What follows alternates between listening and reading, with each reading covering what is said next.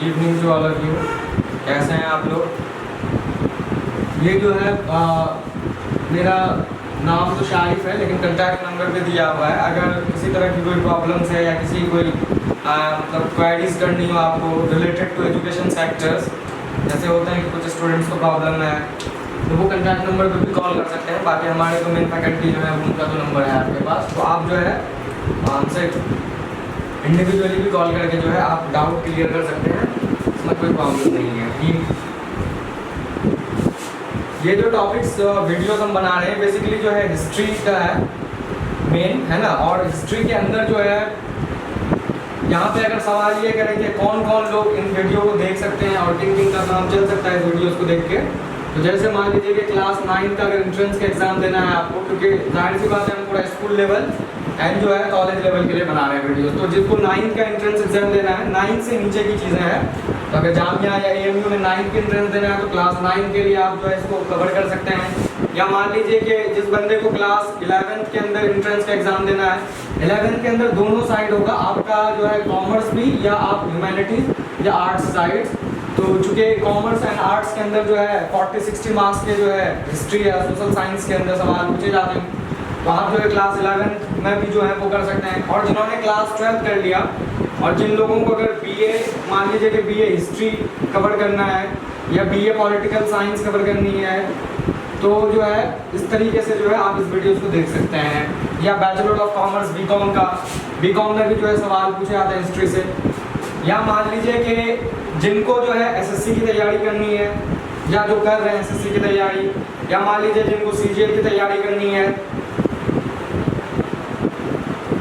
या net banking, मतलब all types of competition है। क्योंकि ये जो वीडियोस है ये कोई पर्टिकुलर क्लास के लिए नहीं है, हम जो है सारे क्लास वाले इसको देख सकते हैं, अपना काम चला सकते हैं इसको, ठीक है। तो चलिए हम शुरू करते हैं। एक बात और मैं आपको यहाँ पे बता दूं, जो मेरा मतलब जो हमारी फैकल्टी या जो चैनल है यहाँ पे जामिया कोचिंग सेंटर करके, तो ऑलरेडी पार्ट 1 और पार्ट 2 जो है हिस्ट्री के अंदर जो मॉडर्न इंडिया है हम अपलोड कर दिए हैं, आप वहाँ पे देख सकते हैं पार्ट 1 एंड पार्ट 2। हम मॉडर्न इंडियन हिस्ट्री पे बनाएंगे, हमने ये शुरुआत 1885 से किया है, तो आज जो है आज हम पार्ट 3 बनाएंगे। मतलब मॉडर्न इंडियन हिस्ट्री है, लेकिन मॉडर्न इंडियन हिस्ट्री के अंदर जो है ये पार्ट 3 है। 2 ऑलरेडी वीडियोस हम जो है यूट्यूब में जो चैनल है जामिया कोचिंग सेंटर के नाम से हम उस पर अपलोड कर दिए हैं, तो आप लोग वहाँ से देख सकते हैं। मेन हिस्ट्री को लेके यहाँ पे किया गया। अच्छा, कुछ बच्चे के जैसे और भी सवाल आए हैं, जैसे करंट अफेयर्स पे बनाइए या पॉलिटिकल साइंस पे या इंडियन कॉन्स्टिट्यूशंस पे, तो हम इसको 1947 पे पहले कवर करेंगे और कवर करने के बाद जो है फिर इंडिविजुअली जिनको BA पॉलिटिकल साइंस सिर्फ जो है एंट्रेंस के एग्जाम की तैयारी करनी है, तो हम इंडिविजुअली जो है सबका फिर अलग अलग से हम वीडियो जो है अपलोड करेंगे। तो हम आज पार्ट 3 बना रहे हैं मॉडर्न इंडियन हिस्ट्री। अगर जिन्होंने पार्ट 2 देखा है यूट्यूब में जो चैनल्स में जो हमने अपलोड किया है, तो जिन्होंने अगर पार्ट 2 देखा है तो याद कीजिए आप लोग कि पार्ट 2 के अंदर जो है हम 1916 तक जो है कवर किए थे मॉडर्न इंडियन हिस्ट्री के अंदर, यानी हमने 1916 तक जो है ऑलरेडी कवर कर चुके हैं। और 1916 इंडियन हिस्ट्री या मॉडर्न इंडियन हिस्ट्री के लिए इसलिए मशहूर है क्योंकि मैंने बताया था कि 1916 के अंदर जो है एक पैक्ट हुआ था जिसको आप कहते हैं लखनऊ पैक्ट। पैक्ट का मतलब होता है समझौता, और लखनऊ तो आप जानते हैं जगह है, ठीक है। तो लखनऊ के अंदर जो है समझौता हुई, और समझौता होने के बाद INCs जो 1907 के अंदर 2 अलग अलग पार्ट्स में डिवाइड हुए थे, वो दोनों पार्ट्स लखनऊ पैक्ट के अंदर आके एक साथ हो गए और एक पॉलिटिकल पार्टी बनाई गई थी ऑल इंडिया मुस्लिम लीग 1906 के अंदर, जिसमें ढाका के अंदर ये पार्टी बनाई गई थी, पॉलिटिकल एसोसिएशन थी, जिसमें जो है नवाब सलीमुल्ला एंड आगा खान वगैरह बना रहे थे। तो ऑल इंडिया मुस्लिम लीग थी जो है 1906 के अंदर। लेकिन क्या था कि ये लोग अलग रास्ते पे अपने काम कर रहे थे। इंडियन नेशनल कांग्रेस अपने इनका एक अलग था काम करने का। तो क्या हुआ कि लखनऊ समझौता के अंदर जो है ऑल इंडिया मुस्लिम लीग और जो INCs थे, और INCs के दोनों पार्टीज चाहे एक्सट्रीम है या मॉडरेट, तो दोनों एक समझौते के तहत जो है एक ही मंच पे खड़े हुए और यहाँ से फिर जो है हम लोगों ने काम करना शुरू किया। हम ऑलरेडी इसको पार्ट 2 वीडियोस में जो है यूट्यूब में जो है हम इसको दिए हैं, आप जो है देख सकते हैं। तो हम 1916 से आगे की जो चीज़ें हैं उसको आज हम कवर करेंगे, और इंशाल्लाह हम जो है 1-1.5 घंटे के लेक्चर्स लेंगे आज, क्योंकि कुछ स्टूडेंट्स ने बताया कि थोड़ा वीडियोस लेंदी हो जाता है। मेरे लिए तो लेंदी नहीं है, लेकिन उन लोगों के लिए लेंदी हो जाती है, वीडियोस काफ़ी लंबे हो जाते हैं। देखने में भी जो है परेशानी होती है। तो हमने ये डिसाइड किया है कि हम जो है 1 आवर्स या जो है 70 या 80 मिनट्स का ही वीडियो जो है हम अपलोड करेंगे, ताकि स्टूडेंट जो है बिना बोर होकर इसको कवर कर पाएँ। ठीक है, एक चीज़ मैं ये करूँगा कि जब मैं पार्ट 1 बनाया था मॉडर्न इंडियन हिस्ट्री के अंदर, जैसे मैंने पार्ट 1 से शुरू किया है बनाना, तो जब हम पार्ट 1 शुरू किए थे नेशनल मूवमेंट्स को, हमने एक चीज़ ये बताया था कि पार्ट 1 को जो है जब हम समझते हैं इंडियन हिस्ट्री को, तो हमें थोड़ी बहुत जो है वर्ल्ड हिस्ट्री पे भी काम करनी होती है, वर्ल्ड हिस्ट्री को भी समझना होता है। नेशनल मूवमेंट तो इंडिया के अंदर ही है, लेकिन हम वर्ल्ड को भी अगर समझें तो ज़्यादा बेहतर तरीके से राष्ट्रीय आंदोलन या जो इंडिया के अंदर कौमी तहरीक है नेशनल मूवमेंट है उसको बेहतर तरीके से समझ सकते हैं। तो अब वो वर्ल्ड हिस्ट्री वाले क्वेश्चंस आज हम कवर करेंगे। अच्छा, बहुत चीज़ें वर्ल्ड हिस्ट्री के अंदर आपको कवर नहीं करवाएंगे, लेकिन कुछ चीज़ें हम वर्ल्ड हिस्ट्री के अंदर जो है कवर करेंगे। तो कहने का मतलब है कि 3 जो पार्ट्स है, 3 पार्ट्स, हम 3 पार्ट्स में इस चीज़ को कवर करेंगे। सबसे पहला पार्ट हम लिखते हैं यहाँ पे, जैसा कि आप लोग जानते हैं कि हम नेशनल मूवमेंट्स को शुरू किए 1885 से पढ़ने के लिए। राष्ट्रीय आंदोलन जो है हमने नेशनल मूवमेंट की शुरुआत 1885 से शुरू कर दिया, जिसमें हमने पार्ट 1 में वर्नाकुलर प्रेस एक्ट और इस तरह की चीज़ें बताया। तो एक तो नेशनल मूवमेंट्स हम आज इसको कंटिन्यू करेंगे, क्योंकि हम 1916 तक इस चीज़ को कवर कर चुके हैं, और इंशाल्लाह आज जो है 1917 से हम जो है इसको पढ़ना शुरू करेंगे। 1917 के बाद वाले वाक़या क्या हुआ। ठीक है, ये तो इंडियन हिस्ट्री है, नेशनल मूवमेंट है। अब यहाँ पे है कि हमें थोड़ा जो है वर्ल्ड हिस्ट्री पे भी नज़र करनी है, वर्ल्ड हिस्ट्री को भी हमें यहाँ देखना है, समझना है, ताकि हम इसमें समझ पाए। वर्ल्ड हिस्ट्री के अंदर 2 इवेंट्स को हमें ज़्यादा पढ़ना है। पहला जो हम यहाँ पे आज पढ़ने वाले हैं रशिया के बारे में, कि रशिया के अंदर जो क्रांति हुई जिसको हम रशियन रेवोल्यूशंस कहते हैं, हम इसको थोड़ा पढ़ेंगे। केवल डिटेल्स में तो इसको हम नहीं समझेंगे आज, हम इंशाल्लाह रशिया के ऊपर जब हम बनाएंगे एक वीडियोस तो हम इसको जो है अलग से बनाएंगे, लेकिन आज हम रशियन रेवोल्यूशन समझते हैं। आप जानते हैं कि रशिया के अंदर क्रांति हुई, और क्रांति होने के बाद कि 1917 में 1917 में फाइनली रशिया जो है वो एक नया देश बन के जो उभरकर सामने आया, और ज़ार निकोलस की जो हुकूमत थी वहाँ पे ख़त्म हुई, और लेनिन वगैरह जो व्लादिमीर लेनिन है उनकी हुकूमत वहाँ पे शुरू हुई। तो 1917 जो रशिया के अंदर क्रांति हुई उसको हम यहाँ पढ़ेंगे, क्योंकि आप देखिए टाइम पीरियड 1917 ये भी लिखा हुआ है और 1970 ये भी है। तो कहने का मतलब है कि जब हिंदुस्तान में 1917 समझेंगे तो हमें वर्ल्ड हिस्ट्री के अंदर 1917 समझना है, क्योंकि एक दूसरे से लिंक्ड है, हम समझाएंगे। सेकेंड जो हमें वर्ल्ड हिस्ट्री के अंदर आज बात करनी है, जिस पर हम गुफ्तगू करेंगे, डिस्कस करेंगे, वर्ल्ड वार 1 का वाकया हम समझेंगे। क्योंकि आप लोगों को अगर मालूम है, जैसे ये तो वीडियो मैं अपलोड कर रहा हूँ या यूट्यूब पे जो है मैं क्लासेस ले रहा हूँ, तो BA पॉलिटिकल साइंस वाले, BA हिस्ट्री वाले, SSC CGL नेट बैंकिंग, उसके बाद जो है BA ऑनर्स हिस्ट्री, इस तरह के कंपटीशन को फेस करने के लिए आप इस वीडियोस को देख सकते हैं, क्योंकि इस तरह के सवाल पूछे जाते हैं। तो कहने का मतलब है कि वर्ल्ड वार का अगर आप टाइम पीरियड याद कर पाएंगे तो वर्ल्ड वार जो है 1914 से 1918 के बीच में जो है चीज़ें शुरू हुई, वर्ल्ड वार 1 जिसको कहते हैं। तो 2 इवेंट्स हैं, 2 वाकया हैं जो वर्ल्ड हिस्ट्री के अंदर चीज़ें हुई। इस चीज़ को हम यहाँ पे क्या करेंगे, डिस्कस करने वाले हैं। साथ में 1917 के बाद वाले जो वाकया हुए इंडिया के अंदर राष्ट्रीय आंदोलन में, नेशनल मूवमेंट्स में, हम इस चीज़ को समझेंगे। तो सबसे बेहतर यह होगा हमारे लिए कि हम सबसे पहले वर्ल्ड हिस्ट्री के अंदर रशिया को कवर करें, क्योंकि आप याद रखिए कि हिस्ट्री के अंदर हमने 1916 तक जो है कवर किया, लखनऊ का, तब जो लखनऊ का समझौता था। तो 1916 तक आप 1916 तक जो है इसको यहाँ पे टिक कीजिए, और फिर 1917 के बाद भी हम चीज़ें समझना शुरू करेंगे।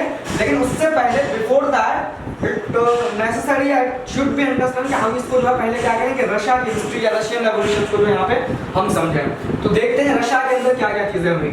लेकिन आप लोगों के जहन में एक चीज़ें ये होनी चाहिए कि जब हम इंडियन हिस्ट्री पे बात करते हैं तो ऐसा क्या चीज़ें हैं कि हमें हिंदुस्तान की हिस्ट्री से बाहर जाने की ज़रूरत है या बाहर जाने की जो है आवश्यकता है। तो जैसे मान लीजिए कि हिंदुस्तान के अंदर तो ये चीज़ें हो रही है, और 1917 में जो है इंडिया के अंदर क्या चीज़ें, इससे देश यहाँ पे जो है एक दूर जाके एक कंट्री है यहाँ पे जिसको हम बोलते हैं रशिया।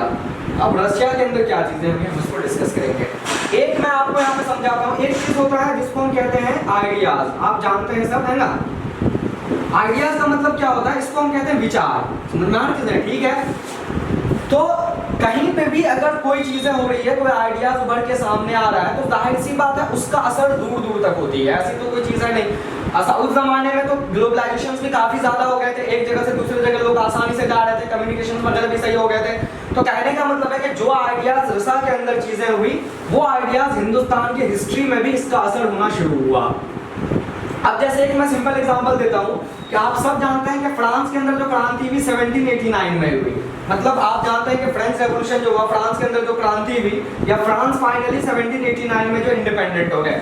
फिर आप जानते हैं कि 1776 में अमेरिकन वॉर ऑफ इंडिपेंडेंस हुआ और अमेरिका के अंदर जो है वो आज़ादी हो गई, ठीक है। तो आप देखिए क्या चीज़ें कर रहे हैं कि 1766 को आप भी समझ रहे हैं, 1789 को भी समझ रहे हैं, यही चीज़ें भारत के अंदर भी हुई, लेकिन भारत को काफ़ी टाइम लगा और भारत के अंदर आज़ादी 1947 में हुई। तो जाहिर सी बात है 1789 में फ्रांस के अंदर आज़ादी हुई। हम कह रहे हैं कि आइडियाज़ का कैसे जो है प्रभाव होता है दूसरे कंट्रीज में, कैसे इसका फ्लो होता है। तो कहने का मतलब है कि 1789 के अंदर फ्रांस में आज़ादी हुई और उस वक्त फ्रांस हिंदुस्तान में भी मौजूद है। तो कहने का मतलब है कि वो आइडिया जो वहाँ पे देश आज़ाद हो गया था उस तरह के आइडियाज हिंदुस्तान में भी आने शुरू हुए। और जब अंग्रेज ने कब्जा कर रखा था इंडिया को तो हम इस तरह की चीज़ें सोच रहे थे कि फ्रांस में जिस तरह से लोगों ने आज़ादी हासिल की या अमेरिका में जिस तरह से लोगों ने आज़ादी हासिल की, तो इस तरह के वाकयात करके इस तरह की चीज़ें करके हम भी भारत के अंदर जो आज़ाद हो सकते हैं। तो इस तरह से आइडियाज का जो है बहाव जो है एक जगह से दूसरी जगह होते हैं।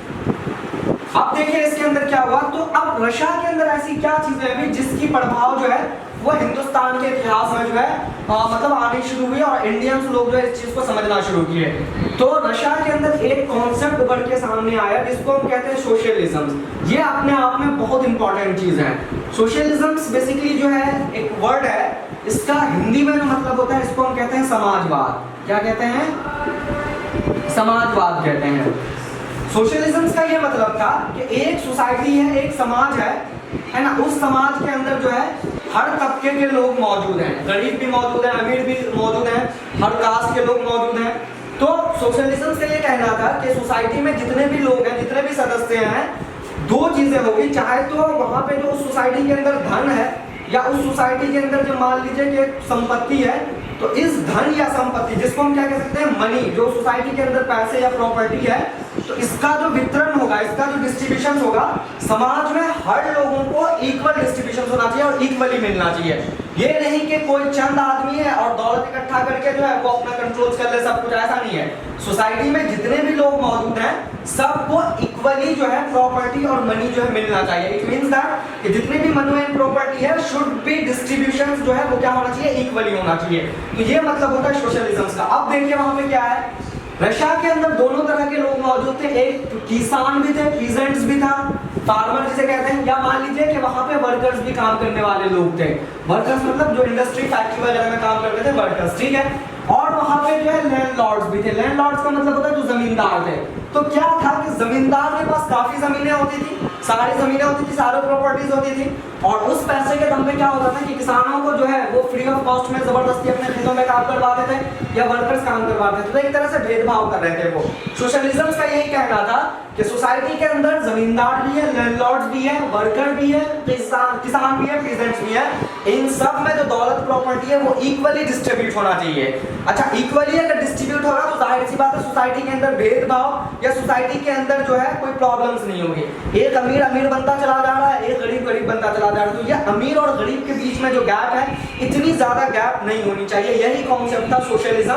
तो सबसे पहले जो उभर के सामने आ रहा था वो रशिया के अंदर आ रहा था सोशलिज्म। अब देख तो जाहिर सी बात है हिंदुस्तान के अंदर 1917 के अंदर क्या प्रॉब्लम्स थी, 1917 के अंदर तो यही प्रॉब्लम थी, किसानों को समस्याएं थी कि किसान जो है वो टैक्स या रेवेन्यू नहीं दे पा रहे थे ब्रिटिश गवर्नमेंट को, या जो यहाँ पे वर्कर्स थे, जो मजदूर थे, जो इंडस्ट्री या फैक्ट्रीज में काम कर रहे थे, उनको भी वेजेस या सैलरीज नहीं मिल रही थी। तो सेम चीजें यहाँ पे भी हो रही थी। तो किसान भी ये चाह रहे थे कि उनको वो चीजें मिले और वर्कर्स भी चाह रहे हैं कि उनको भी जो है सही सैलरीज या वेजेस मिले, और रशिया के अंदर ये चीजें हो रही है। तो जाहिर सी बात है इन लोगों को तो खबर मिल ही रही थी। अब ये लोग भी चाहते हैं कि जिस तरह से रशिया के अंदर चीजें हो रही है सेम हिंदुस्तान के अंदर भी चीजें हो रही हैं। तो जो आइडियाज वहां पे उभर रहे थे सोशलिज्म का, जो समाजवाद का कॉन्सेप्ट वहां पे उभर के सामने आ रहा था रशिया के अंदर, तो वो सेम कॉन्सेप्ट, वो सेम समाजवाद या सोशलिज्म जो हिंदुस्तान में भी चीजें होनी चाहिए ताकि जो है ये इक्वल होना चाहिए। अब देखें रशिया के अंदर जो है सोशलिज्म या समाजवाद कैसे कैसे उभर कर सामने आया,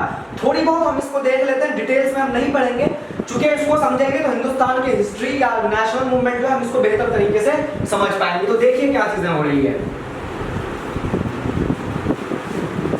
तो कहने का मतलब है कि अब पढ़ते हैं हम यहाँ पे थोड़ा रशिया के बारे में। उस वक्त हम कहते हैं कि रशियन अंपायर थी, मतलब रशिया जो है वो बहुत बड़ी एक साम्राज्य थी, जिस तरह से मुगल अंपायर, जिस तरह से दिल्ली सल्तनत, मौर्यन अंपायर, तो सेम वैसे ही जो है एक बहुत बड़ी साम्राज्य अंपायर थी जिसे हम कहते हैं रशियन अंपायर। रशिया एक बेसिकली उस वक्त जो है छोटा सा ये था, लेकिन अपनी हुकूमत इतने दूर दूर तक फैला है जिसके वजह से काफी सारे कंट्रीज के ऊपर जाके ये कब्जा किया। तो अगर मैं समझूं कि आज के कौन कौन कंट्रीज रशिया के अंदर शामिल था, तो उन कंट्रीज के नाम आपको याद होना चाहिए, ताकि आपसे अगर कोई भी पूछे कि रशियन अंपायर की जो है और कौन कौन से कंट्रीज के ऊपर इनका कब्जा था, तो एक जो है जीके का भी ये सवाल हो सकता है। तो जैसे अगर मैं आपसे पूछूं कि इंडिया के अंदर जो है मुगल अंपायर थे, आप सब जानते हैं और आप लोग सब लोग हिस्ट्री के अंदर पढ़े होंगे, तो मुगल अंपायर के अंदर आप जानते हैं कि इंडिया तो चूंकि आज जो है एक देश हो गया ठीक, लेकिन मैं ये बताऊं कि उस जमाने में मुगल अंपायर आज के कौन कौन देश में शामिल था। तो आप कहेंगे कि उस जमाने का जो पाकिस्तान था वहां पे मुगल अंपायर थी, क्योंकि उस वक्त पाकिस्तान तो इंडिया में था। उस जमाने में जो अफगानिस्तान था वो भी मुगल हुकूमत के अंदर थी, मुगल जो है कंट्रोल कर रखा था। बांग्लादेश तक जो है फैली हुई थी, नेपाल फैली हुई थी। तो कहने का मतलब है इन सब कंट्रीज में मुगल अंपायर थी। तो अगर मैं ये आपसे पूछूं कि आज के कौन कौन सा देश है जहां पे मुगल अंपायर फैली हुई थी, तो आप कहेंगे कि इंडिया तो थी, लेकिन उसमें अफगानिस्तान, पाकिस्तान, उसके बाद बांग्लादेश वगैरह, क्योंकि उस वक्त इंडिया का ये सब हिस्सा था।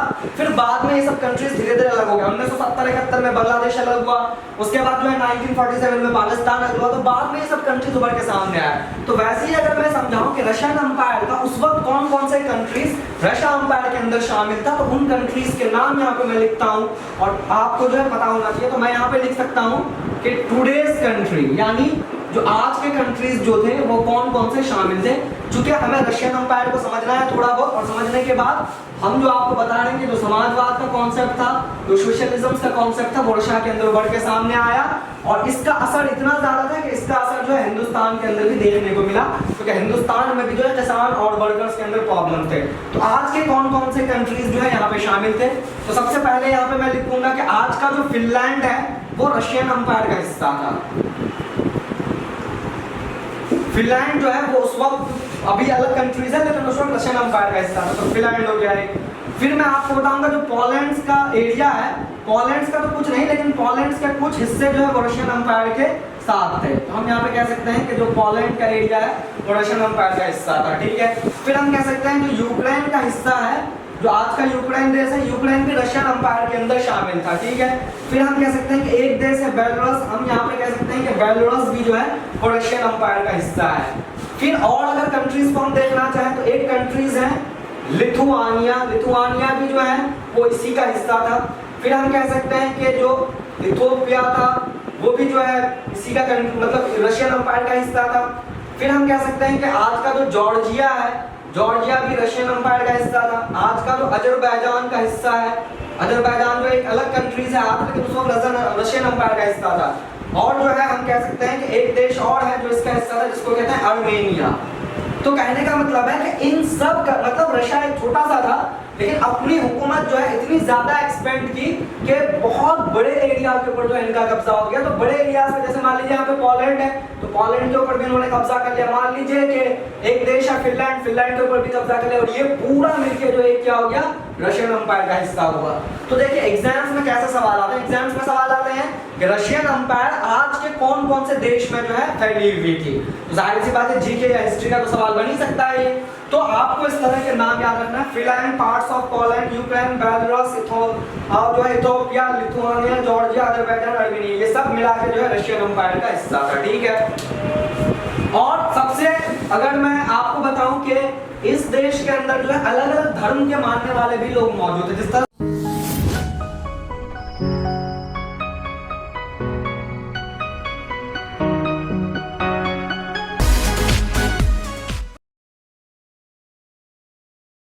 इंडिया में है ना, सेम वैसे वहां पे था। बौद्ध की कुछ आबादी थी वहां पे, क्रिश्चियंस की आबादी थी, मुस्लिम थी, ज्यूस थे।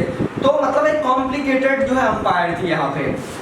दो लोगों को काफी ज्यादा प्रॉब्लम्स हुई रशियन अंपायर के अंदर। एक तो हुआ आपके किसानों को काफी समस्याएं थी। जैसे किसानों को क्या प्रॉब्लम था, तो किसानों को जो है यहाँ पे रेवेन्यू की प्रॉब्लम थी कि वो जो है रशियन अंपायर को रेवेन्यू नहीं दे पा रहे थे इतना, क्योंकि इतनी प्रोडक्शंस नहीं हो रही थी या इनके लिए कोई फंड्स नहीं बन रहे थे। इस प्रॉब्लम को अगर समझना चाहें तो इस प्रॉब्लम को समझने के लिए हमें इंडियन हिस्ट्री पे समझना होता है। जैसे ब्रिटिशर्स आए और हिंदुस्तान में मतलब किसानों के ऊपर इतना ज्यादा जुल्म किया कि किसान जो है रेवेन्यू नहीं दे पा रहे थे। हम इसको आज डिटेल्स में पढ़ने वाले हैं। महात्मा गांधी का जो चंपारण है, अहमदाबाद है, खेदा डिस्ट्रिक्ट जो हो गया, यही सब चीज के रेवेन्यू कंसेशन हो जाए, टैक्स माफ हो जाए, तो सेम वहां पे भी ये प्रॉब्लम्स थी। तो कहने का मतलब है कि रशिया के अंदर जो क्रांति हुई 1917 के अंदर, तो 1917 में रशिया के अंदर कौन क्रांति कर रहे थे, कौन लोग थे? जैसे मैं ये बताऊं कि हिंदुस्तान में कौन क्रांति कर रहे थे अंग्रेजों के खिलाफ? किसान, मजदूर, वर्कर्स, यही लोग तो मेन थे, समझ में? और इसको जो हवा दे रहे थे तो एजुकेटेड लोग थे, है ना? तो वहां पे भी किसान। तो अगर मैं ये बताऊं कि रशियन रेवोल्यूशन का, जिसको हम आरआर लिखते हैं शॉर्ट फॉर्म में, कि रशियन रेवोल्यूशन के कॉजेस क्या थे, क्यों वो लोग क्रांति कर रहे थे? क्या जो वहां पे हुकूमत थी, पहले से जो हुकूमत थी, उस हुकूमत को वो लोग पसंद नहीं कर रहे थे? तो अगर मैं इनकी कॉजेस पढ़ूंगा कि कॉजेस क्या है, तो मैं एक तो किसान जो प्रॉब्लम्स थे वो एक कॉजेस हो सकते हैं। यहाँ पे हम कह सकते हैं कि जो लैंड हंगर है ना, वो मेन कॉजेस था। लैंड हंगर मतलब जमीन की भूख जिसको कहते हैं। लैंड मतलब सारे जमीनों के ऊपर लैंडलॉर्ड्स का कब्जा था, किसानों के पास थोड़ी बहुत भी जमीन नहीं थी इस चीज को करने के लिए। तो कहने का मतलब इसका कॉजेज जो था, बहुत सारे कॉजेज थे, लेकिन मेन कॉजेज जो था वो क्या था? लैंड हंगर, कि जमीन की इतनी भूख थी वहां पे, किसानों के पास अपनी जमीन नहीं थी, जिसके वजह से जो है वो काफी ज्यादा प्रॉब्लम्स हो रहे थे। फिर सेकंड जो यहाँ पे जिनको प्रॉब्लम्स हो रही थी, एक तो पीजेंट्स प्रॉब्लम्स थे, और सेकंड जो है वहां पे जो प्रॉब्लम्स हो रही थी वर्कर क्लास को, या हम कह सकते हैं कि जो लेबर मजदूर क्लास थे उनको सेम ऐसे हिंदुस्तान में भी चीजें हो रही थी। जैसे अहमदाबाद गांधी जी पहुंचे 1918 के अंदर, तो अहमदाबाद में क्या था? जो मिल वर्कर्स थे उन्हीं लोगों को प्रॉब्लम थी ना, जो मिल के अंदर काम कर रहे थे, उनके वेजेस नहीं बढ़ा रहे थे, उनको सही सैलरीज नहीं दे रहे थे, उनसे जो 18 घंटे 20 घंटे काम करवा रहे थे। तो सीएम ऐसे ही जो है रशिया के अंदर भी था कि रशिया के वर्कर्स और लेबर को इतनी परेशानी थी कि उनको वेजेस नहीं मिल रहे थे, और उनसे जो है 18 से 20 घंटे जो है वो काम करवा रहे थे। तो जाहिर सी बात है, एक जो है बहुत ज्यादा प्रॉब्लम थे। तो वर्कर्स और किसान वहां पे मेन टारगेट था, है ना, जिसके ऊपर इतने ज्यादा जुल्म कर रहे थे। और यही मेन दो लोग थे जो रशिया की क्रांति में जो है इन्वॉल्व हो रहे थे, रशिया की क्रांति में ये लोग शामिल थे। तो दो लोग, तो मैं आपको ये कह सकते हैं कि रशियन एम्पायर के अंदर जो रशिया के अंदर क्रांति कर रहे कौन कौन शामिल थे? तो एक तो किसान थे, और सेकंड में वर्कर और लेबर जो है वो भी यहाँ पे शामिल थे। अब देखिए यहाँ पे क्या क्या चीजें हुई, हम इसको समझते हैं। अच्छा, ऐसा नहीं था कि जैसे मान लीजिए कि किसानों के ऊपर इतना जुल्म हो रहा है, या जो है वर्कर्स या लेबर के ऊपर इतना जुल्म हो रहा है, तो इसके तरफ से कोई नहीं आ रहा था, ऐसा नहीं था। जैसे मान लीजिए कि इंडिया में ये चीजें हो रही थी तो गांधी जी सामने आ रहे थे, जवाहरलाल नेहरू सामने आ रहे थे, सरदार पटेल सामने आ रहे थे। तो सेम वैसे ही वहां पे जो इतने ज्यादा जुल्म हो रही थी किसानों के ऊपर और वर्कर्स के ऊपर रशिया के अंदर, रशियन एम्पायर के अंदर, तो वहां पे जो है बेसिकली दो पार्टी बनाई गई थी। जैसे इंडिया के अंदर इंडियन नेशनल कांग्रेस बनाई गई, है ना, सीएम बॉम्बे प्रेसिडेंसी एसोसिएशन बनाई गई। तो सेम रशिया के अंदर दो पार्टीज बनाई गई थी। एक का नाम है रशियन सोशल डेमोक्रेटिक पार्टी। ये पार्टी बनाई गई थी 1883 के अंदर रशिया के अंदर, कि कैसे कैसे वहां पे जो है सोशलिज्म का कॉन्सेप्ट उभर के सामने आया, और रशिया जो 1917 में आजाद हुआ। तो रशियन सोशल डेमोक्रेटिक पार्टी 1983 में बनी थी, जिनका ये कहना था कि जो वर्कर्स हैं या जो किसान काम कर रहे हैं उनके साथ जो है न्याय हो, उनके साथ जो है जस्टिस हो, ठीक है। और एक और पॉलिटिकल पार्टी बनाई गई थी यहाँ पे, Russian social democratic labour party. ये बनाई गई थी 1898 के अंदर। तो ये सब काफी ज्यादा वहां पे प्रभाव डाला, और इनकी वजह से जो है बहुत चीजें वहां पे जो है उभर कर सामने आई। फिर बाद में जब लेनिन साहब आए तो लेनिन साहब ने भी जो है बोल्शेविक कम्युनिस्ट पार्टी या चाइनीज कम्युनिस्ट पार्टी वगैरह वो भी बनाए वहां पे। तो ये इनका काफी ज्यादा असर रहा। जैसे इंडिया के अंदर इंडियन नेशनल कांग्रेस बनाई गई, तो इससे काफी किसानों को फायदा हुआ। तो सेम ऐसे ही जो है इन दोनों पॉलिटिकल पार्टी से जो है वहां पे किसान और मजदूरों को काफी ज्यादा इसका फायदा हुआ। तो सवाल कैसे आते हैं? सवाल आते हैं कि रशियन सोशल डेमोक्रेटिक पार्टी कब बनाई गई, या Russian social democratic labour party कब बनाई गई, है ना, 1898। तो ये डेट्स याद करने हैं। फिर आपसे ये पूछा जाएगा कि इनके ऑब्जेक्टिव्स क्या थे, ये जो लेबर पार्टी बनाई गई थी इनका क्या मकसद था। तो इस तरह के सवाल जो है एग्जाम्स के अंदर पूछते भी हैं, ठीक। अब देखिए, हम ज्यादा डिटेल्स में इसको नहीं पढ़ेंगे, लेकिन केवल हम इसको ये समझ रहे हैं कि समाजवाद का कॉन्सेप्ट कैसे समझ में आया और कैसे पूरे रशिया को न्याय मिला वहां पे, है ना। तो हम इसको समझते हैं। इंशाल्लाह हम जब रशिया के ऊपर बनाएंगे वीडियो, हम जो है पूरे डिटेल्स में यहाँ पे बात करेंगे। आप क्या क्या चीजें में देखिए, ये तो किसान और मजदूर वहां पे प्रॉब्लम्स थी। एक वाकया और हुआ रशिया के अंदर, मतलब जिन्होंने क्रांति पे जो है और ज्यादा हवा भरी, तो वो कौन सा वाकया था? तो मैं आपको यहाँ पे बता दूं, एक आपको डेट याद होना चाहिए शायद, 9 जनवरी 1905 में आपको याद होना चाहिए। 1905 में जो है, कहने का मतलब है कि रशिया की क्रांति की जो असल शुरुआत हुई ना, वो बेसिकली इसी से शुरू हुई। तो 9 जनवरी 1905 के अंदर क्या ऐसी चीजें हुई एक छोटा सा देश था जो कि एशियन देश था, हम जिसको कहते हैं जापान, उस वक्त इतने पावरफुल नहीं थे, है ना, जिस तरीके से बाद में ये 1900 मतलब वर्ल्ड वार 2 के अंदर जितना ये मतलब फेमस हुआ या जितनी ताकतवर, उस वक्त इतने ताकतवर नहीं थे। तो जापान एक कंट्री था छोटा सा, जापान ने क्या काम किया, इतनी बड़ी हुकूमत को, रशिया को जो है वो डिफीट दे दिया, मतलब उनको हरा दिया इन्होंने। तो मतलब इतनी बड़ी हुकूमत को, और रशिया के अंदर जो है जो 1914 जो वर्ल्ड वार 1 है, या इस जमाने में जो यहाँ पे मेन रूलर था, इनका नाम है जार निकोलस। तो ये आप याद रखिएगा, क्योंकि कभी कभी एग्जाम में पूछ लेते हैं कि रशिया की क्रांति के अंदर कौन शामिल थे, है ना, जैसे इंडिया की क्रांति में महात्मा गांधी वगैरह थे।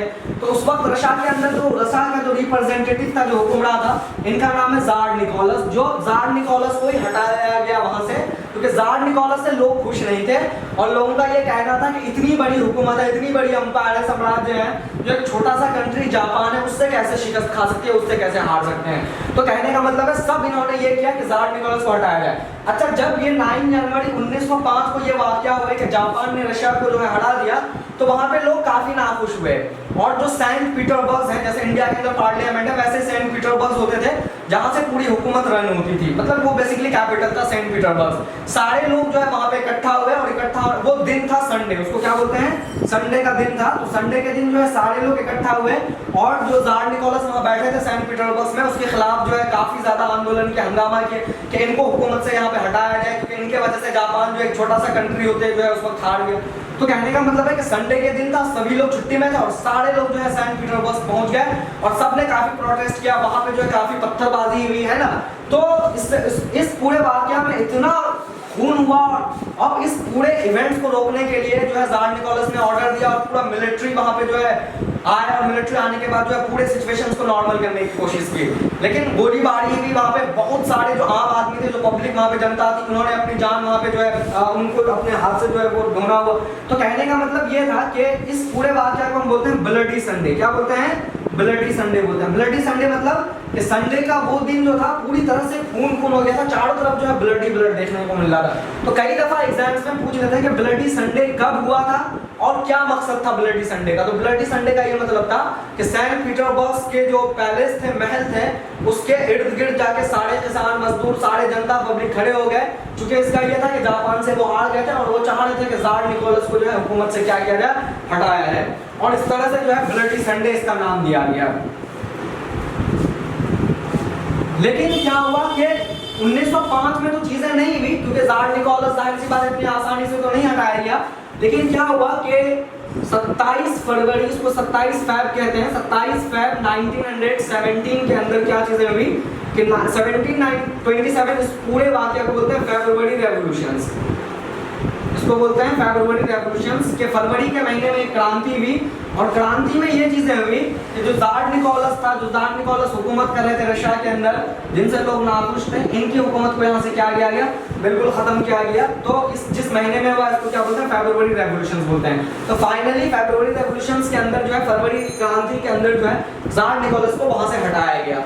और जार निकोलस हटाने के बाद रशिया के अंदर जो है काफी लोग जो है सांस लिए, और किसानों को जो है सही तरीके से वहां पे जो है चीजें मिल पाया, है ना, जो वेजेस थे, जो सैलरीज थे, वो सब चीजें उनको मिल पाया। और फाइनली जो फिर जार निकोलस के हटने के बाद जो वहां पे हुकूमत संभालने के लिए आया, वो काफी मशहूर है, हिस्ट्री में आप लोग पढ़े होंगे उनका काफी नाम, जैसे इंडिया में जवाहरलाल नेहरू पढ़ते हैं, उसी अंदाज से जो यहाँ पे हम इसको पढ़ते हैं, जिनका नाम है व्लादिमीर लेनिन। ये फादर ऑफ रेवोल्यूशंस भी कहते हैं, व्लादिमीर लेनिन, है ना। और ये फाइनली जो है वहां पे हुकूमत करने के लिए, व्लादिमीर लेनिन जो है रशिया के अंदर जब लोग लड़ाई कर रहे थे या काफी प्रॉब्लम्स में थे, समस्या में थी, तो लेनिन साहब का काफी योगदान है। जिस तरह से इंडिया में गांधी जी का योगदान, सरदार पटेल, जवाहरलाल नेहरू वगैरह का योगदान है, सेम वैसे ही लेनिन का योगदान है। लेनिन ने किसानों मजदूरों के लिए बहुत काम किया, और सिर्फ इन्होंने काम ही नहीं किया, बल्कि एक पॉलिटिकल पार्टी की स्थापना भी उन्होंने वहां पे की थी, जिनका नाम है बोल्शेविक कम्युनिस्ट पार्टी, जो सबसे पुरानी रशिया के अंदर जो पार्टी थी वहां पे, है ना, मॉडर्न जमाने में, तो उनका नाम है। तो इसी पार्टी के जो है मेन रिप्रेजेंटेटिव जो है लेनिन थे। बाद में जब रशिया आजाद हो गया, है ना, आजाद होने के बाद 1918-19 के बाद ये बोल्शेविक कम्युनिस्ट पार्टी जो है चेंज होके इनका नाम रखा गया रशियन, इनको बोलते हैं रशियन कम्युनिस्ट पार्टी। क्या बोलते हैं, रशियन कम्युनिस्ट पार्टी बोलते हैं, जो कि आज तक ये पार्टी वहाँ पे एग्जिस्ट करती है। आज रशिया के अंदर ये पार्टी मौजूद है। तो बहुत सारी कम्युनिस्ट पार्टी अपना नाम चेंज करके जो है रशियन कम्युनिस्ट पार्टी के नाम से रखा गया। ये लेनिन साहब थे। लेनिन साहब जो है समाजवाद क्या है, रशियन कम्युनिस्ट पार्टी। और फाइनली जो है ये समाजवाद के काफी समर्थन में थे। कौन? जो लेनिन साहब है ना, सोसाइटी के अंदर ये चाह रहे थे कि जो है किसानों और जो वर्कर्स या लेबर को जो है उसको सही तरीके से उन चीज जो है उनको मिल पाए, ठीक है। और ये सबसे ज्यादा जो प्रभावित थे, कह सकते हैं कि उस वक्त के जो पॉलिटिकल थिंकर्स थे, है ना, जिनका काफी मशहूर नाम है कार्ल मार्क्स। और जो क्योंकि कार्ल मार्क्स वगैरह काफी समाजवाद का जो कॉन्सेप्ट है सोशलिज्म का, कार्ल मार्क्स ही पहले पॉलिटिकल थिंकर थे जिन्होंने इस चीज पे काफी विचार विमर्श किए। तो लेनिन साहब जो है बहुत बड़े फॉलोअर्स थे कार्ल मार्क्स से, काफी फॉलो करते थे, है ना। तो इस तरह से जो है रशिया के अंदर वहाँ पे चीजें समझ में आई। और रशिया के अंदर जो दो तबके के लोग थे वहाँ पे, जैसे हम कह सकते हैं कि जो पीजेंट्स थे, किसान, या जैसे मान लीजिए कि जो वर्कर्स थे, मजदूर वगैरह, उनको सही तरीके से जो है चीजें वहाँ पे मिल पाए। और सोसाइटी के अंदर एक इक्वालिटी की बात हुई कि जो जितने भी धन या संपत्ति हो उसका जो है सही वितरण हो या डिस्ट्रीब्यूशन हो, बंटवारा जो है उसका क्या हो, सही हो। तो इस तरह की चीजें जो है वो रशिया के अंदर शुरू हुई। अब देखिए इंडिया और वो जितनी भी आइडियाज हुए वो सारे आइडियाज जो है हिंदुस्तान में भी आना शुरू हुए। और हिंदुस्तान के जो किसान, मजदूर, एजुकेटेड लोग थे, इससे ज्यादा काफी प्रभावित हुए ये लोग, ठीक है। क्योंकि 1916 तक हम जो इंडियन हिस्ट्री में तो हमें क्या सीखा, हमने ये सीखा यहाँ पे कि जो सोशलिज्म का कॉन्सेप्ट है, जिसको हम समाजवाद का कॉन्सेप्ट कहते हैं, जिसमें धन और संपत्ति जो है उसका इक्वल डिस्ट्रीब्यूशन हो, सोसाइटी के अंदर जितने लोग हैं सबको इक्वली ट्रीट करना चाहिए और इक्वली चीजें मिलनी चाहिए। तो ये समाजवाद का कॉन्सेप्ट, जो ये आइडिया जो वहाँ पे उभर के सामने आया रशिया की क्रांति के अंदर, तो ये आइडिया जो है हिंदुस्तान के इतिहास में भी इसका ज्यादा काफी असर हुआ। तो ये हमने रशिया की हिस्ट्री इसको समझा। अब हम पहुंचते हैं इंडियन हिस्ट्री में। इंडियन हिस्ट्री में देखते हैं कि क्या क्या चीजें हुई। इसमें आज जो डिटेल्स में पढ़ने वाले हैं वो गांधी जी को समझने वाले हैं कि गांधी जी ने हिंदुस्तान के अंदर जो है नेशनल मूवमेंट्स को मास मूवमेंट्स में कैसे कन्वर्ट किए। और मास मूवमेंट्स का इन द सेंस ये मतलब हुआ कि हर तरह के लोगों को उन्होंने शामिल किया, बच्चे, बूढ़े, है ना, एजेड, सारे लोग जो है वो आए और इसके अंदर जो है वो शामिल हुए। तो कहने का ये मतलब है यहाँ पे कि अब महात्मा गांधी के बारे में हम पढ़ते हैं कि महात्मा गांधी क्या है। गांधी बेसिकली टाइटल है जो कि इनको गांधी को गांधी बनने में काफी समय लगा। गांधी ऐसे ही नहीं बने, है ना। इनका जो टाइटल्स मिला वो रविंद्रनाथ टैगोर ने जो है वो दिया इनको टाइटल्स, और बहुत बाद में गांधी को जो है वो टाइटल दिया। इनका नाम पूरा क्या है, मोहनदास करमचंद गांधी नाम है। इनका पूरा नाम है MK गांधी, है ना, मोहनदास करमचंद गांधी। केवल मोहनदास थे लेकिन गांधी इनको बाद में टाइटल्स मिला, ठीक। आप सब जानते हैं कि इनकी पैदाइश जो है 2 अक्टूबर को है। 2 अक्टूबर को, जिसको हम गांधी जयंती बड़े धूमधाम से मनाते हैं। 1869 में इनकी पैदाइश हुई। गांधी जी की 1869 में पैदाइश हुई, है ना, 2 अक्टूबर। और जिस जगह में इनकी पैदाइश हुई, आज का गुजरात, पोरबंदर एक जगह है ना। और पोरबंदर बेसिकली कहाँ है, तो आज का जो स्टेट है गुजरात में शामिल है पोरबंदर, ठीक है ना। और बहुत ज्यादा अमीर नहीं थे या बहुत ज्यादा प्रॉपर्टी नहीं थी इनके पास, है ना, इनके फैमिली। तो कहने का मतलब है कि ये जो है एक मिडिल क्लास फैमिली से ताल्लुक रखने वाले थे। क्या थे, मिडिल क्लास फैमिली से जो है ये ताल्लुक रखते थे, ठीक है। इन्होंने जो है अपनी जो प्राइमरी एजुकेशन से वो इंडिया में ही लिया इन्होंने, जो शुरुआत की इल्म है, तालीम है। और हायर एजुकेशन के लिए जो है ये चले गए लंदन। आप सब जानते हैं ना, इंग्लैंड गए और लंदन से इन्होंने जो है लॉ की डिग्री हासिल की है ना। और लॉ की डिग्री हासिल करने के बाद जो है ये पहुंचे अफ्रीका, और अफ्रीका में जाके जो है ये लॉयर बने। और वहाँ पे जो है ये प्रैक्टिस बैरिस्टर्स, है ना, वहाँ पे जाके जो है अफ्रीका में अपनी जो है शुरुआत की। तो ये इनका जो है इंट्रोडक्शन है, ठीक है। हम केवल एक चीज़ ये बता रहे थे इसमें कि गांधी जी इंडियन हिस्ट्री में अभी तक नहीं है। केवल 1909 के अंदर जो है इन्होंने एक पुस्तक लिखी, बहुत इंपॉर्टेंट है, हिंद स्वराज, जिसमें उन्होंने कहा कि अंग्रेजों की हुकूमत इंडिया के अंदर इसलिए मुमकिन है यहाँ पे क्योंकि इंडियन जो है उनको सपोर्ट कर रहे हैं, जो अपर क्लास एजुकेटेड हैं। जिस दिन ये लोग सपोर्ट करना बंद कर दें तो हुकूमत, ब्रिटिश हुकूमत जो है वो खत्म हो जाएगी। तो कहने का मतलब है कि गांधी जी अफ्रीका के अंदर पहुंच गए, ठीक है। और अब जो है क्या हुआ कि अफ्रीका के अंदर उस वक्त जो है ब्रिटिश गवर्नमेंट मौजूद थी और भी बहुत सारे यूरोपियन कंट्रीज मौजूद थी। तो हम कह सकते हैं कि अफ्रीका के अंदर जो है बहुत सारे यूरोपियन कंट्रीज ठीक उसी तरीके से अपनी हुकूमत कायम कर रखे थे उन्होंने जिस तरह से इंडिया में रखा था। फ्रांस की हुकूमत थी, इंग्लैंड भी हुकूमत कर रहे थे, तो पूरे अफ्रीका के अंदर जो अंग्रेज की हुकूमत था, ठीक वैसे जैसे एशिया के अलग अलग कंट्रीज इंडिया वगैरह में शामिल थे। तो जब अफ्रीका पहुंचे तो एक दो बार जो है गांधी से काफी ज्यादा इनको प्रॉब्लम्स भी, कॉन्फ्लिक्ट भी, तनाव भी हुआ अफ्रीका के अंदर। जो सबसे ज्यादा वहां पे गांधी जी को अपने तरफ अट्रैक्ट किया, जिसके वजह से गांधी जी पहली दफा अफ्रीका के अंदर आंदोलन कर रहे हैं, है ना, अंग्रेजों के खिलाफ, तो वो अफ्रीका है। इंडिया में उन्होंने बहुत बाद में किया, लेकिन इससे पहले अफ्रीका के अंदर ये चीजें शुरू कर दी थी गांधी जी। तो कहने का मतलब है कि इनका तो जो सबसे इंपॉर्टेंट चीज थी जो गांधी जी को अपनी तरफ अट्रैक्ट कर रहे थे अफ्रीका के अंदर, वो ये कर रहा कि वहां पे जो है रेसिज्म काफी ज्यादा था, जिसको हम कहते हैं कि जो रेसिज्म मतलब जो होता है ना, जो रेस के बुनियाद पे जो डिस्क्रिमिनेशन करते हैं, जिसको हम क्या कहते हैं, जैसे ब्लैक और व्हाइट के बीच में था, है ना, क्योंकि यूरोपियंस व्हाइट होते थे और अफ्रीकन जो नेटिव थे, जो वहाँ पे ओरिजिनल इनहैबिटेंट थे, वहाँ के असली बाशिंदा वो ब्लैक थे। तो इतनी ज्यादा भेदभाव था कि जो अंग्रेज थे, अंग्रेजों के अपने स्कूल्स होते थे, और जो वहाँ के अफ्रीका के अंदर जो ब्लैक लोग थे वहाँ पे, है ना, उनको अंग्रेजों के स्कूल्स में जो है शामिल नहीं कर सकते थे, या वहाँ पे जाके वो क्लासेस नहीं होते थे। हॉस्पिटल्स ब्लैक के लिए अलग था, स्कूल्स अलग होते थे, रोड जहाँ पे चलने का होता है वो बिल्कुल, पब्लिक प्लेस जितने भी होते थे वो व्हाइट के लिए अलग, ब्लैक के लिए अलग होते थे। तो गांधी जी, क्योंकि जाहिर सी बात है गांधी जी तो बैरिस्टर थे, लॉ के स्टूडेंट थे, इतने ज्यादा पढ़ के गए, तो जाहिर सी बात है गांधी जी को कहीं ना कहीं ये चीजें खराब लगी और उन्होंने ये सोचना शुरू किया कि ये रेस की बुनियाद पे जो है, रंग की बुनियाद पे जो है, इतनी ज्यादा भेदभाव नहीं होना चाहिए। नेल्सन मंडेला आप जानते हैं कि अफ्रीका के अंदर जो है प्रेसिडेंट बने वहां पे, है ना, ब्लैक प्रेसिडेंट बने। तो कहने का मतलब ये है कि गांधी जी इन चीजों को वहां पे रोकना चाहते थे कि इस तरह की भेदभाव जो है ना हो, और गांधी जी ने पहली दफा जो है वहां पे आंदोलन शुरू किए कि ब्लैक के साथ इतनी भेदभाव नहीं होनी चाहिए। तो अगर मैं ये बताऊं ना कि गांधी जी जब इंडिया आए, तो इंडिया जिस वक्त ये पहुंचे, तो इंडिया में जो है सारे एक्सपीरियंस या तजुर्बा इनके पास मौजूद था जो अफ्रीका में ये ऑलरेडी कर चुके थे। तो कहने का मतलब ये है कि पहली दफा जो है गांधी जी ने जो है अपना जो आंदोलन शुरू किया वो बेसिकली अफ्रीका के अंदर।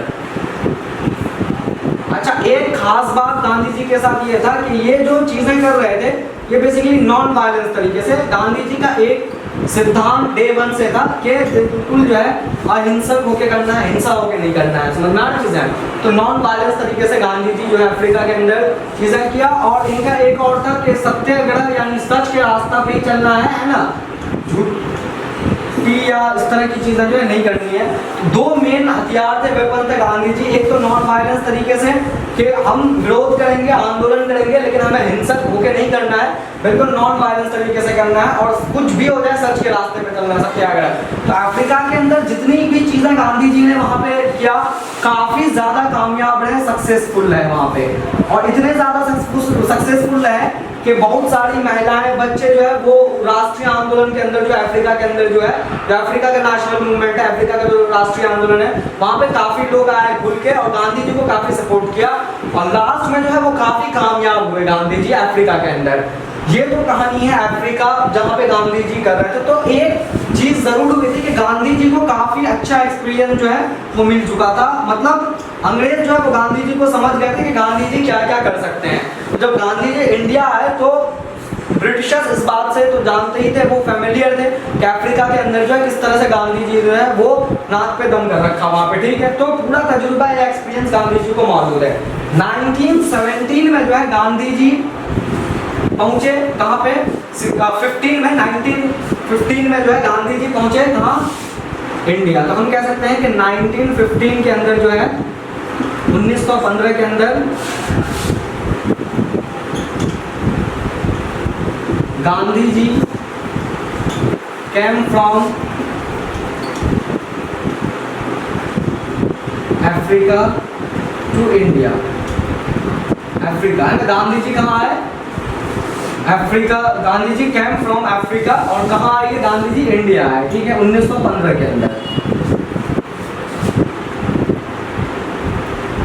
अब और गांधी जी जब आए, तो गांधी जी आने के बाद जब इंडिया के अंदर इतनी प्रॉब्लम्स देखेंगे कि किसानों को इतनी प्रॉब्लम्स हो रही है, मजदूरों को इतनी समस्याएं हो रही है, तो गांधी जी वही चीज सोचे मन में, डिसाइड किए कि जिस तरह से हमने अफ्रीका में चीजें की है, सेम चीजें जो हम इंडिया के अंदर भी करेंगे, और इंडिया को भी जो है आजाद करवाना है बहुत जरूरी ब्रिटिशर्स से, है ना।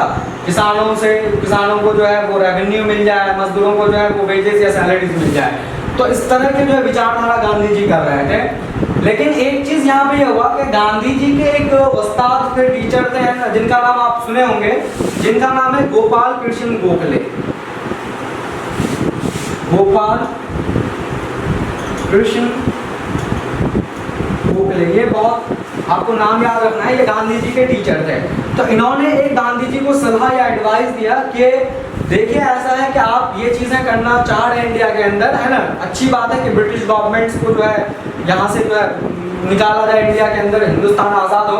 लेकिन सबसे पहले आपको क्या होना चाहिए कि पूरे देश में जो है अलग अलग एरियाज पे जाके आपको सबसे पहले क्या होना चाहिए, विजिट करना जरूरी है और ये पता करना जरूरी है कि किन के साथ क्या प्रॉब्लम्स हो रही है। तो गांधी जी ने पूरे 1 साल का टाइम लिया और गोपाल कृष्ण गोखले के जो एडवाइस थे, सलाह थे, उसको काफी उन्होंने जो है माना। और मानने के बाद गांधी जी जो है 1915 में तो आ गए, लेकिन 1916 तक जो ये कहीं गए नहीं और केवल 1 साल जो है इन्होंने क्या काम किए, पूरे जो है चीजों को देखा, काफी गौर किया, है ना, काफी विचार विमर्श किए कि क्या चीजें होनी चाहिए, नहीं होनी चाहिए। तो 1 साल जो है ये पूरा करने के बाद वो निकले फाइनली चंपारण के लिए 1917 में, ठीक है। तो टीचर कौन थे, गोपाल कृष्ण गोखले थे, ठीक।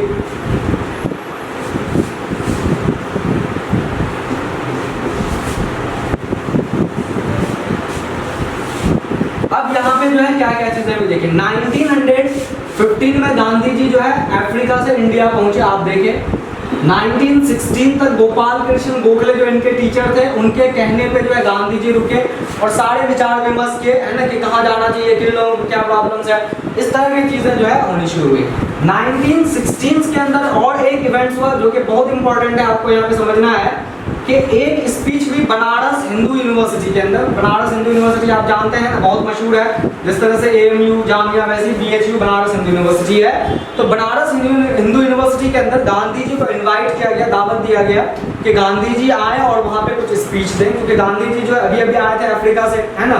तो वहाँ पे जो है लोग काफी इकट्ठा हुए हैं ना, और इकट्ठा होने के बाद बनारस हिंदू यूनिवर्सिटी के अंदर गांधी जी को सुनने के लिए, तो उस BHU के अंदर जो है एक तो स्टूडेंट थी वहाँ पे, विद्यार्थी, जाहिर सी बात है यूनिवर्सिटी के, तो एक तो स्टूडेंट्स और टीचर्स वगैरह थे, साथ में वहाँ पे बड़े तादाद में जो है किसान भी पहुंचे, है ना। और उस मतलब स्पीच को सुनने के लिए ग्राउंड पे, और उस स्पीच को सुनने के लिए जो वर्कर्स या मजदूर थे, लेबर्स थे, वो सब भी वहाँ पे पहुंचे, ठीक है। अच्छा, इसमें एक बात ये थी कि किसान और वर्कर्स जो पहुंचे थे, इनका एक ऑब्जेक्टिव ये था कि इन्होंने सुना था कि गांधी जी ने अफ्रीका में इस तरह की चीजें की, तो इन लोगों ने ये किया कि शायद से ये चीजें इंडिया के अंदर भी गांधी जी कर जाएं। तो एक तो ऐसे ही है ना कि अफ्रीका से आए हैं, इतने बड़े बैरिस्टर हैं, लंदन में पढ़ाई की, तो लोगों के बीच में वैसे ही आबादी कि भाई चलो देखने आते हैं कैसे है ना।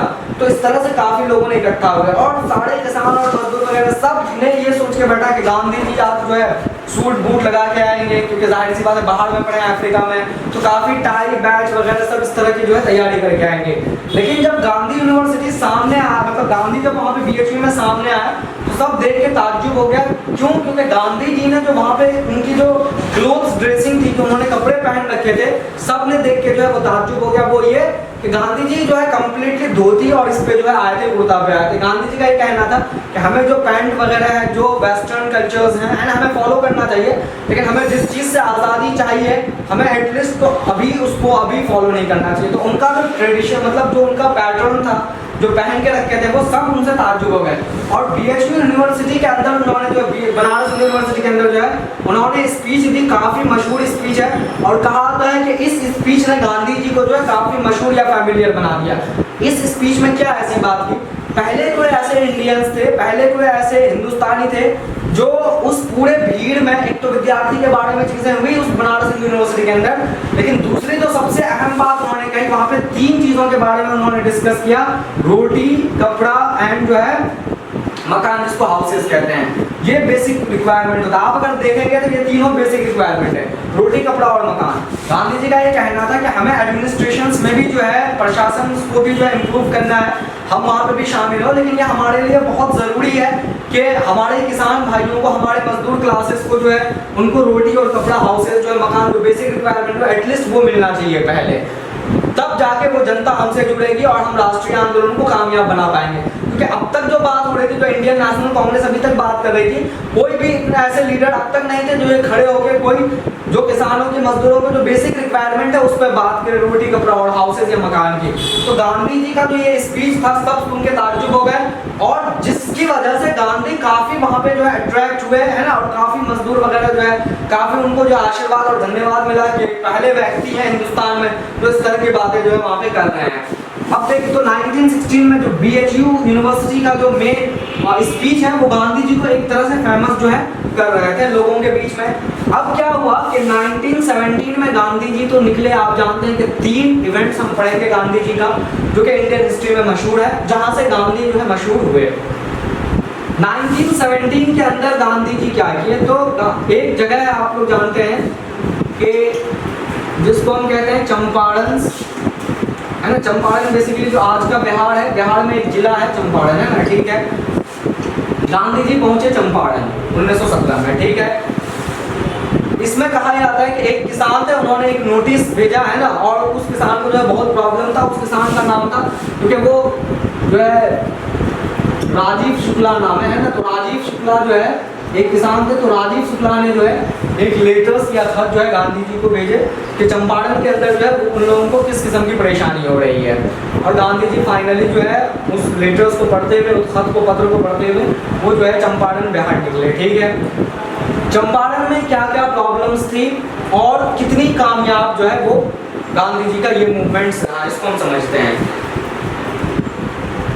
गांधी जी तो मेन थे ही इसमें, लेकिन और भी कई व्यक्ति थे जो गांधी जी के साथ जो है चंपारण के अंदर शामिल हुए। कौन कौन गांधी जी को काफी फॉलो कर रहे थे, तो उन व्यक्ति के हम यहाँ पे नाम लिखेंगे, कौन कौन व्यक्ति जो यहाँ पे शामिल थे जो गांधी जी के साथ चंपारण पहुंचे। क्योंकि 1917 जो है पहली दफा गांधी जी निकले हैं, है ना, विजिट कर रहे हैं, ये जो प्रॉब्लम्स है उनको देख रहे। तो हम कह सकते हैं कि 1917 के अंदर जो इनका चंपारण मूवमेंट्स है वो क्या है, बेसिकली हम इसको आज समझेंगे। चंपारण मूवमेंट्स, ठीक है। और आप जानते हैं कि चंपारण जो है कहाँ है, बिहार के अंदर है। तो एक तो मेन तो यहाँ पे MK गांधी थे ही, जो राजीव शुक्ला के कहने पे जो है, और इसमें और कौन कौन अलग अलग लीडर थे तो उनका भी यहाँ पे नाम मालूम होना चाहिए। राजेंद्र प्रसाद आप जानते हैं बिहार से ही है, सिवान डिस्ट्रिक्ट से हैं, तो जो राजेंद्र प्रसाद साहब थे वो भी गांधी जी के साथ है। जो देश के पहले राष्ट्रपति बने आज़ाद भारत के अंदर 1950 में जो इंडियन कॉन्स्टिट्यूशन आया, चेयरमैन भी रहे इंडियन कॉन्स्टिट्यूशन के, है ना, चेयरपर्सन, और पहले राष्ट्रपति भी बने, ठीक है। फिर इसके अंदर एक और शख्स आए गांधी जी के साथ जिनका नाम है JB कृपलानी, वो भी आए, है ना। सब ये चंपारण पहुंचे गांधी जी के साथ, ठीक है। इन व्यक्ति के नाम याद रखना है क्योंकि बहुत दफा एग्जाम में पूछ लेते हैं। नरहरि पारेख, ये भी एक है जो वहां पे पहुंचे। मजहरुल हक,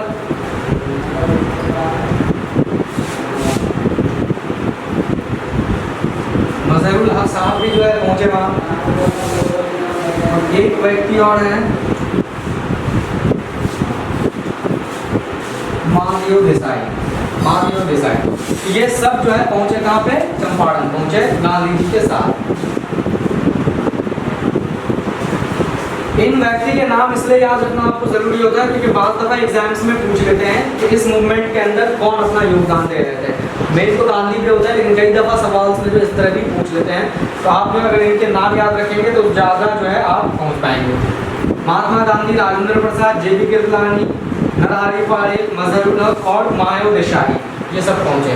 चंपारण में क्या क्या प्रॉब्लम्स थी हम इसको देखते हैं। इन व्यक्ति के नाम आप याद कर लेंगे, है नोट्स में लिखेंगे, ज़्यादा तरीके से इसको समझ पाएंगे।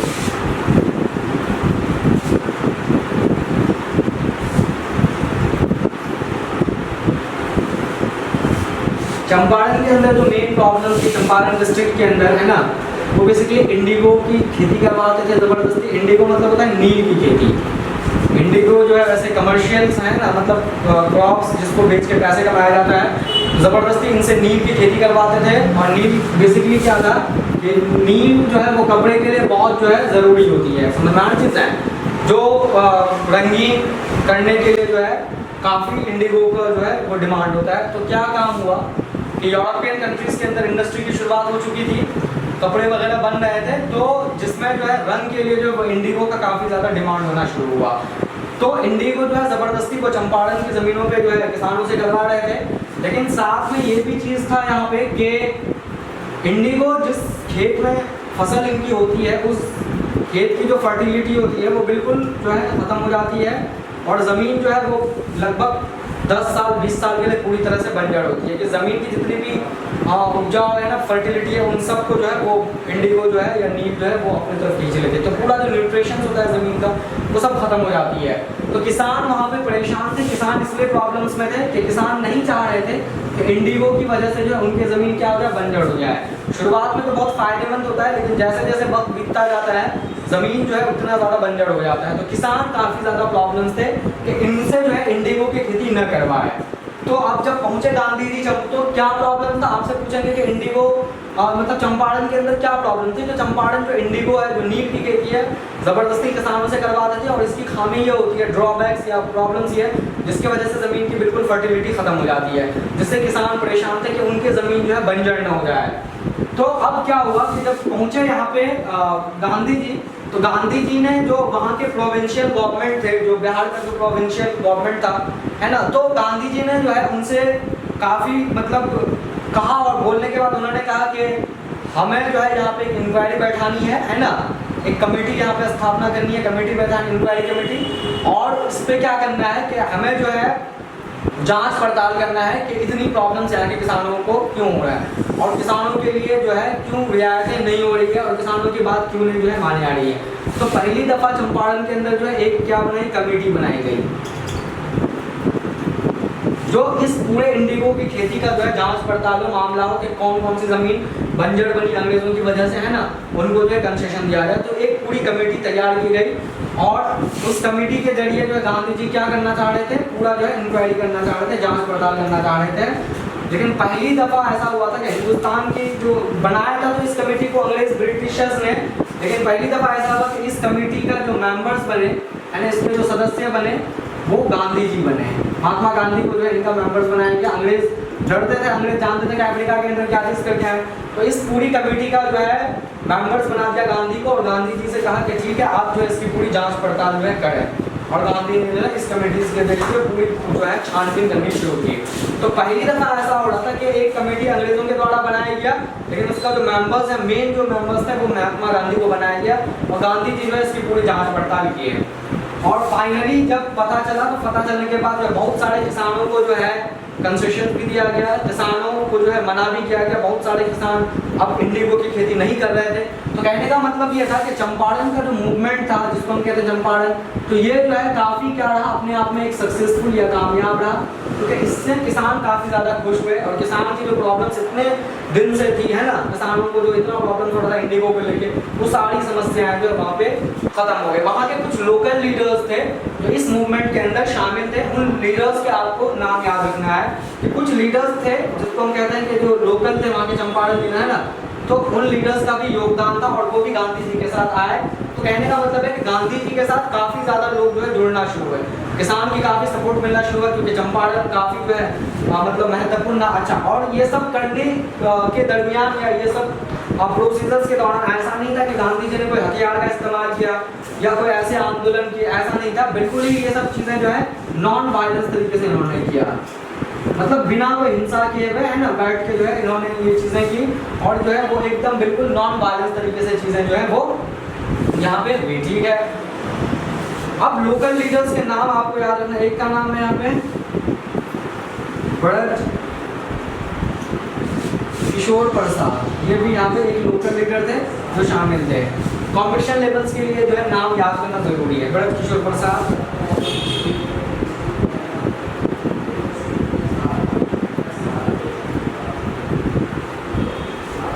राजेंद्र प्रसाद तो थे यहाँ पे,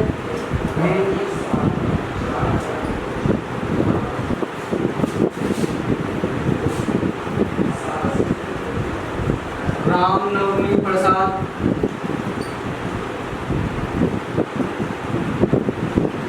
तो इनके नाम आपको याद कर लेना है, क्योंकि एग्जाम्स में जो ये पूछते हैं। तो तो चंपारण का जो मूवमेंट है वो काफ़ी कामयाब रहा, है ना, कमेटीज बनाई गई और फिर वो जो है पूरी तरह से एक सक्सेसफुल रहा। तो गांधी जी का पहला मूवमेंट है जो काफ़ी सक्सेसफुल रहा, है ना, काफ़ी कामयाब रहा, जिससे जो है किसान वगैरह जो है वो गांधी जी से जुड़ना शुरू किए, है ना।